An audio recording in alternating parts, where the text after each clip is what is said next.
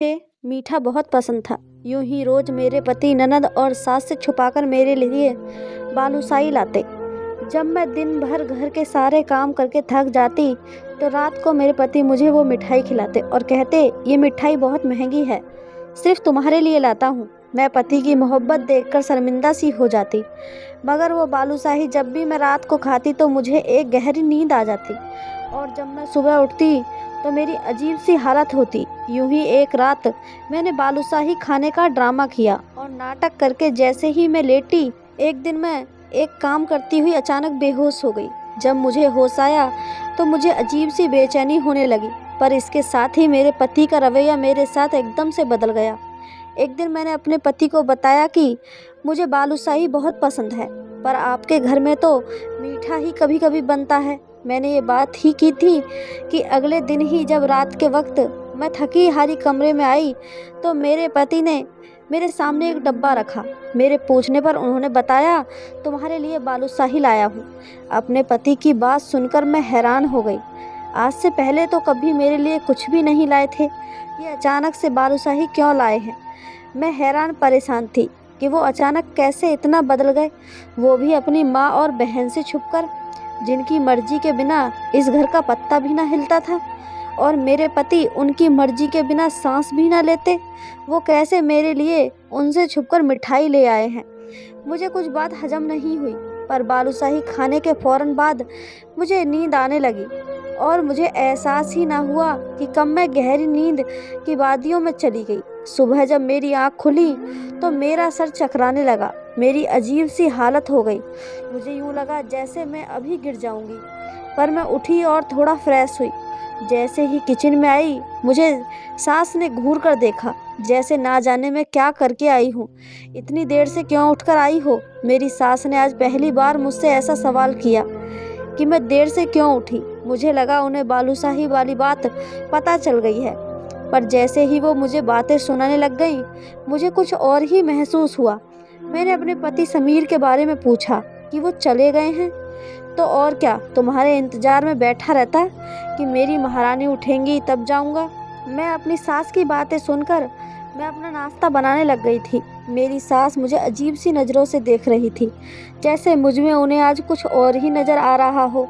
एक बार तो वो मेरी हालत देखकर मुस्कुराने लगी। मुझे अभी भी अपनी तबीयत पहले से हटके लग रही थी। अब तो मुझे यकीन हो गया था कि समीर मुझसे नाराज़ हो गए होंगे। मेरा सारा दिन परेशानी में गुजर गया। रात को जब मैंने किचन के सारे काम खत्म कर लिए तो मेरी सास ने मुझे अपने कमरे में बुलाया और मुझसे अजीब अजीब सवाल करने लगी। मैंने पढ़ाई कहाँ से हासिल की है, किधर किधर जाती थी, मुझे खाने में क्या अच्छा लगता है। पहली बार वो मुझसे अजीब सवाल कर रही थी। मुझे दाल में कुछ काला लगा। वो बिना वजह तो ये सब नहीं पूछ सकती। उनकी बातों का जवाब देकर जब मैं कमरे में गई तो समीर ने मुझे कल की तरह बालूशाही दी। मैं खुश हो गई, वो मुझसे नाराज़ नहीं है। मैं मज़े से बालूशाही खाने लगी और वो मुझे अजीब सी नज़रों से देख रहे थे। मैं सोचने लगी कि ये सारे ऐसे क्यों मुझे देख रहे हैं। मैंने पूछा, क्या हुआ, आप मुझे ऐसे क्यों देख रहे हैं। मुझे उनकी निगाहों से चुभन हुई। पहले उन्होंने कभी भी मुझे ऐसा नहीं देखा था जैसे वो मुझे आज देख रहे थे। कुछ नहीं हुआ, एक बात कहूँ, तुम हमेशा मेरे साथ ही रहना। मुझे हैरानी हुई। वो अजीब अजीब बातें करने लगे और मुझे उन बातों पर गुस्सा भी आता और अजीब भी लगता। वो बदलने लगे थे और समीर का ये बदलाव मुझे डराने लगा था। न जाने वो मुझसे क्या चाहते थे। मेरी नींद से आंखें बंद होने लगी। अपनी बंद होती आंखों से मैंने ये देखा कि वो मुझे देखकर मुस्कुरा रहे थे। उनकी मुस्कुराहट में न जाने क्या था। मैंने कोशिश की कि मैं अपनी आंखें खोलूं, पर मैं सो गई गहरी नींद में। अगले दिन मेरी दोपहर को आंख खुली। मेरी तबीयत बहुत अजीब हो गई थी। मैंने बैठने की कोशिश की, लेकिन मैं न उठ सकी। मुझे घबराहट होने लगी। मेरे हाथ पांव कांप रहे थे। मैंने अपनी ननद को काफ़ी बार आवाज़ दी, पर उस तक शायद मेरी आवाज़ नहीं पहुंची। मैं खुद को संभालती हुई जैसे ही नीचे आई, सामने ही मेरी ननद और सास बैठी हुई थी और उन तक आसानी से मेरी आवाज़ आ सकती थी। ना जाने वो मेरे बारे में क्या बातें कर रही थी। मुझे देखते ही चुप हो गई क्या हुआ है? आप क्या बातें कर रही थी? मेरे पूछने पर दोनों ने एक दूसरे की तरफ देखा। मेरी सास का रंग फीका हो गया। उन्हें लगा जैसे मैंने उनकी बातें सुन ली हों। मुझे यकीन हो गया कि बात मेरे बारे में ही हो रही थी। आखिर ये मेरे साथ क्या कर रही थी? माँ बेटी मुझे दोनों पर शक होने लगा। मेरी तबीयत भी खराब रहने लगी थी। मैं वहाँ से किचन में गई। मेरी सास और ननद वहाँ से उठकर कमरे में चली गई। मुझे अपने पति पर भी उस वक्त गुस्सा आने लगा। वो मुझसे क्या चाहते थे? मैंने सारा दिन कोई काम न किया, बस अपने कमरे में पड़ी रही। मैं नहीं जानती थी कि मुझे क्या हो रहा है। मैं दिन ब दिन बदलती क्यों जा रही हूँ। पर मुझे शक होने लगा कि जो कुछ भी मेरे साथ हो रहा है, इन सब के पीछे मेरी ननद और सास का ही हाथ है। आखिर वो चाहती क्या है? रोजाना का ड्रामा बन गया था। मेरे पति मेरे लिए इतनी महंगी बालूशाही लाते, मुझे इसकी अजीब सी आदत हो गई। सारा दिन मुझे रात का इंतजार रहता। जब मैं वो खाती मुझे सुकून सा मिलता, पर सुबह के वक्त ही मेरी आँख खुलती। जब से मैंने बालूशाही खानी शुरू की थी, मेरी कभी रात के वक्त भूलकर भी आँख नहीं खुलती थी। और अब मुझे ये बात परेशान करने लगी थी। मैं रात को चौक में बैठी हुई थी। समीर आज आते ही अपनी माँ के कमरे में चले गए। मुझे देखा भी नहीं। शायद समीर को यही लगा कि मैं अपने कमरे में हूँ। और जब वो अपनी माँ के कमरे में गए तो थोड़ी देर बाद ही मेरी ननद भी उधर पहुँच गई और न जाने कौन सी मीटिंग शुरू हो गई। थोड़ी देर बाद मुझे अपने पति के चिल्लाने की आवाज़ आई। ना जाने वो अपनी माँ से क्या बोल रहे थे। दरवाज़ा बंद होने की वजह से मुझे कुछ भी समझ नहीं आ रहा था, पर मैंने पहली बार उन्हें अपनी माँ और बहन पर यूँ चिल्लाते हुए सुना था। मैं उठकर अपने कमरे में चली गई। थोड़ी देर बाद समीर भी कमरे में आए। उनके चेहरे पर यूँ सुकून था जैसे वो हमेशा की तरह अभी ही ऑफिस से आए हों। आप आज लेट ऑफिस से आए हैं? मैंने जानबूझकर सवाल पूछा। हाँ, काम ज़्यादा था, मैंने खाना भी वहीं खा लिया था। उन्होंने बड़ी सफाई से झूठ बोला। मैं उनके झूठ की वजह नहीं समझ सकी। आज वो फिर मेरे लिए बालूशाही लाए थे। पहले तो मैंने खाने से मना किया, पर वो जिद करने लगे कि मैं खाऊं। उनकी भरपूर जिद करने पर मैंने थोड़ी सी मिठाई खाई। उन्होंने फिर मुझे दोबारा खाने को ना कहा। थोड़ी देर बाद मुझे नींद आ गई। अचानक मुझे नींद से चुभन महसूस हुई, जैसे किसी ने सुई चुभो दी हो। पहली दफ़ा मुझे आज नींद में कुछ महसूस हुआ था। मैंने ज़बरदस्ती अपनी आंखें और लाइट ऑन करके देखा, पर वहाँ तो कुछ भी नहीं था। समीर सो रहे थे। मैं लाइट बंद करने लगी, पर मुझे यूँ महसूस हुआ जैसे समीर सो नहीं रहे, बल्कि ज़बरदस्ती आंखें बंद करके लेटे हुए हैं। मैंने उन्हें आवाज़ दी, पर वो टस से मस नहीं हुए और मैं अपनी गलतफहमी समझकर लाइट बंद करके लेट गई और तुरंत ही सो गई। मुझे नींद में यूँ महसूस हुआ जैसे कोई मेरे पास ही बातों में लगा हुआ है, लेकिन मुझ में आंखें खोलने की हिम्मत नहीं हुई। न ही मुझे बातों की समझ आई, पर इतना ज़रूर सुनाई दे रहा था कि कोई बोल रहा है और बातें हो रही हैं। सुबह मेरी जल्द ही आंखें खुल गई। समीर किसी से फ़ोन पर बात कर रहे थे। मुझे जागता देखकर फ़ौरन उन्होंने कॉल कट कर दी। मैंने उनसे रात के बारे में पूछा। रात को आप किसी से बातों में लगे हुए थे? हमारे कमरे में कोई और भी था क्या? मेरी बात सुनकर समीर एकदम से घबरा गए। उनके चेहरे का रंग उड़ गया। मैंने नासमझी से उन्हें देखा। कोई भी तो नहीं था। वो ऐसे घबरा गए जैसे चोर चोरी करते हुए पकड़ा जाए। न जाने वो क्यों घबरा गए थे। आप परेशान ना हो, मैंने शायद कोई सपना देखा होगा। अक्सर सपने में भी ऐसा होता है, मैंने मुस्कुराते हुए कहा। वो भी कहने लगे, हाँ ऐसा ही है, लेकिन मुझे दाल में कुछ काला लगने लगा। सारा दिन मेरी सास मेरे साथ उखड़ी उखड़ी रही। मुझे बहुत अजीब लगता अपनी सास का ये रवैया। ये मेरी वही सास थी जिसने कितनी मिन्नतें करके मेरे भाई भाभी से मेरा हाथ मांगा था, क्योंकि मेरे माता पिता नहीं थे। कैसे जब ये मुझे शादी करके इस घर में लाई थी तो मेरे पैर ज़मीन पर नहीं पड़ने देती थी। जब भी मेरा कहीं से रिश्ता आता, मेरे भाई भाभी इनकार कर देते, या ना जाने मेरे भाई भाभी ऐसा क्या कहते कि रिश्ते वाले खुद ही इनकार करके चले जाते। मुझे कभी इस बात की समझ ना आई। फिर एक दिन मेरी सास अपने इकलौते बेटे के लिए मेरा हाथ मांगने गई। वो पहली औरत थी जिन्होंने इतनी विनती करके मेरा हाथ मांगा था। भाई भाभी ने भी हाँ कह दिया। फिर न जाने क्या हुआ, मेरी सास ने रिश्ते से इनकार कर दिया और मेरे भाई भाभी बजाय उदास या परेशान होने के इनकार होने पर खुश हो गए। मुझे कभी ये बात समझ में नहीं आई कि मेरे भाई भाभी रिश्ते से इनकार क्यों करते हैं। वो क्यों मेरी शादी नहीं होने देते। कुछ दिन बाद मेरी सास फिर से आ गई और कहने लगी, मुझे आपकी बहन को ही बहू बनाना है। वो कहती थी, हम सब कुछ कर लेंगे, आप फिक्र ना करें, आपकी बहन का घर बर्बाद नहीं होगा। मुझे आज तक अपनी सास की वो बातें याद हैं, पर मैं ये नहीं जान सकी कि उन्होंने ये बातें क्यों की थी। लेकिन शादी के शुरू के दिनों में मेरी सास बहुत अच्छी थी। अब अचानक इतना कैसे बदल गई, मुझे बिल्कुल भी समझ नहीं आ रहा था। मेरी जिंदगी में हो क्या रहा है। पर मैं अपने पति पर शक नहीं करना चाहती थी। वो तो मुझसे इतना प्यार करते थे, कभी कभी उनके प्यार के सामने मैं शर्मिंदा हो जाती। वो मेरा इतना ख्याल रखते थे, मेरे लिए अपनी माँ से भी झगड़ लेते हैं और मैं उन्हीं पर शक करती हूँ। मैं आंगन की ही दोपहर के वक्त बैठी हुई थी। अचानक से मेरी सास मेरे पास आई और गुस्से से बोली, बहुत तेज हो गई हो, मेरे बेटे को उंगलियों पर नचाना चाहती हो, ये नए नए ड्रामे करके क्या साबित करना चाहती हो। जानती हूँ ये जो तुम मेरे बेटे को जलील कर रही हो, उसे परेशान कर रही हो, ये तुम्हारे सारे ड्रामे हैं। न जाने मेरी सास क्या बोल रही थी। अभी वो मुझे कुछ बताने ही वाली थी कि उसी समय समीर आ गए और उन्होंने अपनी माँ को रोक दिया, जैसे अगर वो ना रोकते तो वो कोई बहुत बड़ा राज बता देती मुझे। खैर मैं उठकर अपने कमरे में चली गई। मेरे पीछे पीछे समीर भी आ गए। मैं बिल्कुल चुप थी, मैं कुछ जानती ही नहीं थी, इसी वजह से कुछ बोल भी ना सकी क्योंकि मेरे पास कहने को कुछ नहीं था। और मुझे अपनी सास की कोई बात समझ नहीं आई। वो किस ड्रामे की बात कर रही थी, मैं कौन सा ड्रामा कर रही हूँ।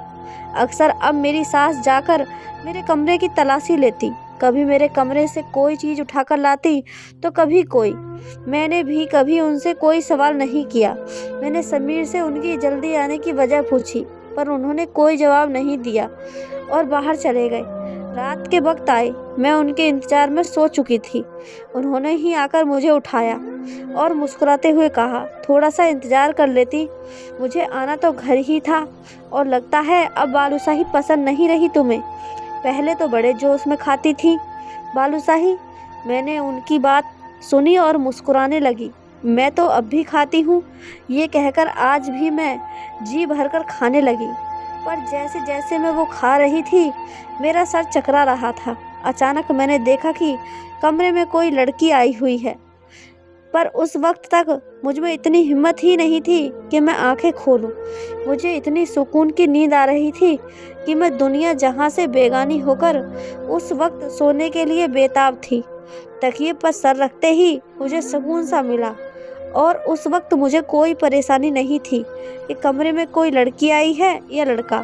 मुझे बस सोने से मतलब था, तो मैं सुकून की नींद सो गई, ये सोचे बिना कि वो लड़की मेरे कमरे में क्या करने आई थी, वो भी इतनी रात के वक्त। यहाँ तक कि मेरे पति भी हम कमरे में मौजूद था।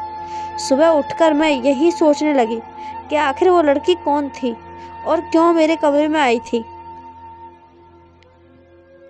सारा दिन मेरा उसी परेशानी में गुजर गया। मैंने फैसला कर लिया था कि अब से बालूशाही नहीं खाऊंगी। सब कुछ इसी की वजह से हो रहा था। जब से मैंने वो खानी शुरू की थी, सारे ही बदल गए थे।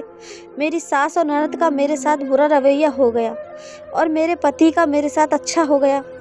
रात के बाद जब समीर बालूशाही लाए, मैंने सोचा कि मना कर दूं, पर मैं नहीं कर सकी।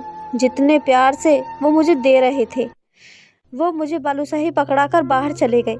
थोड़ी देर बाद आए तो मैं तकिए पर सर रखकर सोने का ड्रामा करने लगी। पहले समीर न जाने किससे बातें कर रहे थे, मुझे कुछ समझ में नहीं आया। मैं अभी सोने वाले अंदाज में लेटी रही, फिर मुझे सच में नींद आने लगी। जब काफ़ी रात हो गई, रात के 11 बजे का वक्त था कि कोई कमरे में दाखिल हुआ। मैंने हल्की सी आंखें खोलकर देखा। समीर ने जो उससे बात की, वो सुनकर मुझे यूं लगा कि किसी ने मेरे सर पर बम फोड़ दिया। मेरे माथे पर पसीना चमकने लगा। सोए हुए भी मुझे एक पल के लिए समीर से नफरत हो गई। वो शख्स कौन सी दवाइयों की बात कर रहा था, मुझे कुछ समझ न आया। अचानक वो दूसरा शख्स मेरे पास आया, मुझे बाजू पर चुभन होने लगी। उन दोनों की बातें सुनकर मेरी रूह भी कांप रही, और जैसे ही मुझे उसने इंजेक्शन लगाया, मुझे यूं लगा कि किसी ने मेरी जान निकाल दी हो। न जाने वो कैसा इंजेक्शन था। मेरा दिल किया कि मैं चीखने लगूं, चिल्लाऊं। मेरे लिए बर्दाश्त करना मुश्किल हो गया। मुझे समझ ही नहीं आया कि मेरे साथ हो क्या रहा है, लेकिन मैं बर्दाश्त करके लेटी रही। न जाने मुझसे समीर क्या चाहता था और ये सब क्या था। सुबह मैं उठी तो मेरी आंखें लाल हुई थीं। आज मेरी हालत पहले से भी ज़्यादा बुरी हो चुकी थी और मुझे यकीन हो गया था कि मुझसे समीर कुछ छुपा रहे हैं। समीर ही नहीं बल्कि उनकी माँ भी कुछ छुपा रही थी, और ये सब न जाने मेरे साथ क्या खेल खेल रहे थे। मुझे कौन से कामों में इस्तेमाल कर रहे हैं। नफरत होने लगी मुझे अपने पिता से। मेरा दिल करने लगा कि मैं सब कुछ छोड़कर अभी के अभी अपने घर चली जाऊं। उस वक्त मैं बहुत तकलीफ में थी। पूरा दिन मैं अपने कमरे में बाहर ना निकलती। रात के वक्त जब समीर घर आए तो मैंने उनसे कोई बात भी नहीं की। उनका रवैया भी आज मेरे साथ अजीब सा था। उन्होंने भी मुझसे कोई बात नहीं की। अचानक मेरी नज़र समीर की बाजू पर गई, जहाँ पर पट्टी बंधी हुई थी। आज वो मेरे लिए बालूशाही भी नहीं लाए थे। मैंने कोशिश की कि पूछूं कि हाथ पर क्या हुआ है, बालूशाही क्यों नहीं लाए, पर मुझे कल रात की बात याद आ गई। मेरा दिल किया कि पूछूं वो मुझसे क्या चाहते हैं। कई बार कोशिश भी की, लेकिन फिर चुप हो गई कि अगर मैं गलत हुई तो फिर कल रात जो मैंने देखा वो सब कुछ भी सोचने लगी। समीर अचानक क्यों बदल गए थे, कुछ तो इनके दिमाग में भी चल रहा था जो वो मुझे नहीं बता रहे थे। अगर कल रात मैं सब कुछ ना देखती तो ना जाने मेरे साथ क्या कर देते। इसके बाद काफ़ी दिन हमारे बीच कोई ख़ास बात नहीं हुई, पर मैं अजीब सी होने लगी थी। मेरी तबीयत हर वक्त ख़राब रहने लगी। मुझे यूँ लगता कि जैसे मेरा सर अभी फट जाएगा। मैं सारा दिन और पूरी रात बेचैन रहती। मेरा दिल भी घबरा रहा था। समीर अब रात को देर से घर आते और अपनी माँ के कमरे में चले जाते। जिस दिन समीर कमरे में ना आते, मेरी तबीयत खराब होने लगती, जैसे मुझ पर वो लोग कुछ कर रहे हों। आज भी वो काफ़ी रात को कमरे में आए। समीर, क्या चाहते हैं आप मुझसे? बात क्यों नहीं करते? मैं आपसे बात करूं तो जवाब नहीं देते। कभी हाल पूछा है मेरा कि सारा दिन तबीयत कितनी ख़राब रहती है? मैंने आज गुस्से में तंग आकर कह ही दिया, और वो मुझे अजीब सी नज़रों से घूरने लगे। मैं उन्हें देखती रही। वो मुझे बिना कोई जवाब दिए वहाँ से चले गए। अगले दिन मैं अपनी ननद के साथ शॉपिंग करने गई। उसने कहा कि डिनर करके ही जाते हैं। हम एक रेस्टोरेंट में चले गए और मेरी नज़र अचानक से सामने वाले टेबल पर गई। मेरी आंखें वहीं पत्थर हो गई। मैं वहाँ से तुरंत निकल आई। मेरा दिल किया कि समीर को मार डालूं। तो ये थी उसकी सच्चाई। अगर मैं नहीं तो कोई और सही। मतलब उस रात यही लड़की कमरे में आई थी। मुझे यकीन हो गया। घर आते ही कमरे में चली गई। मैंने सारे कमरे की सत्यानाश कर दिया। मेरे आंसू गिर रहे थे। समीर मुझे धोखा दे रहे थे। वो मुझे इस्तेमाल कर रहे थे। रात को समीर आया। आज उसका मूड पहले की तरह ही था। वो मेरे लिए बालूशाही भी लाए थे, पर कमरे में दाखिल होते ही ठिठक गए और मुझे देखकर पूछने लगे, ये सब क्या हुआ है तुम्हें? अभी भी मुझसे पूछ रहे हैं कि क्या हुआ है? बताइए अपनी सच्चाई। क्या चाहते हैं आप मुझसे? क्यों मुझे अपनी ज़िंदगी में शामिल किया हुआ है? मैंने गुस्से में पूछा, और वो नासमझी से मुझे देखने लगे। क्या कह रही हो? मुझे कुछ समझ नहीं आ रहा है। और ये कमरे का क्या हाल बनाया हुआ है? आराम से बैठो और बताओ क्या हुआ। समीर ने मुझे सोफे पर बिठा दिया। आप इस बालूशाही में क्या मिलाकर मुझे खिलाते हैं, और आप ऐसा क्यों करते हैं? मैंने गुस्से में पूछा। मैं आज सब कुछ जानना चाहती थी। नींद की गोलियां मिलाकर खिलाता हूँ। मुझे बिल्कुल उम्मीद नहीं थी कि समीर इतनी आसानी से बता देंगे, और वो भी मेरे एक बार ही पूछने पर। मैंने गुस्से में पूछा, क्यों मिलाकर खिलाते हैं? क्योंकि मैं तुम्हें तकलीफ़ में नहीं देख सकता। वो बड़े आराम से बोले, समीर, मैं आपकी सच्चाई जान चुकी हूँ। अब मुझे कोई उल्टी सीधी कहानी नहीं सुननी। मुझे आपके साथ नहीं रहना। मुझे तलाक चाहिए, मैंने गुस्से में कहा। वो भी एकदम से ही गुस्से में आ गए थे। मेरी सच्चाई मेरे बारे में, और वो भी तुम जानती हो? तुम तो खुद अपने बारे में नहीं जानती, फिर मेरे बारे में क्या जानती होगी? अच्छा चलो ये मान लिया तुम मेरे बारे में जानती हो, तो ज़रा पहले अपने बारे में तो बताओ कि तुम क्या जानती हो। वो मुझसे ऐसे पूछने लगे जैसे मुझे अपने बारे में मालूम ही नहीं, या फिर मैं अपनी ज़िंदगी का कोई राज ही नहीं जानती। कौन था वो शख्स जो उस रात कमरे में आया था, और कौन थी वो लड़की जिसे आप बुलाते हैं मुझे नींद की दवाई खिलाकर? बताइए। और वो होटल में आज आपके साथ कौन लड़की थी, उसके बारे में भी बता देना। और अपनी माँ के कमरे में जाकर मुझ पर जादू करते हैं। मुझे अपने बारे में सब कुछ मालूम है, मैंने गुस्से में चिल्लाते हुए कहा। और तुम अपने बारे में ये जानती हो कि तुम्हारे भाई भाभी क्यों तुम्हारी शादी करना नहीं चाहते थे?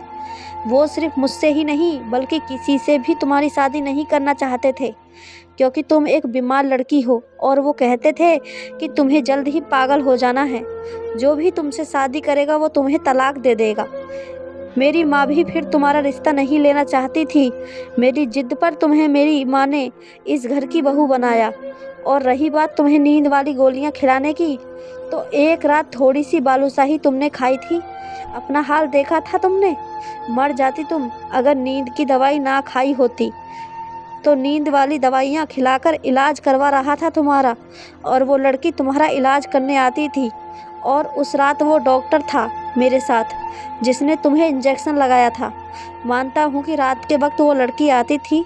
अगर कहती हो तो बात भी करवा देता हूँ कि वो यहाँ क्या करके जाती थी। और वो ही लड़की आज रात होटल में भी मेरे साथ थी। एक उम्मीद दिला रही थी हाथ पर हाथ रखकर कि तुम्हारी बीवी को कुछ नहीं होगा। और इसी बात पर रोजाना मेरा अपनी माँ से झगड़ा होता है। वो कहती है तलाक दे दो इस बीमार बीवी को, क्यों साथ रखा हुआ है?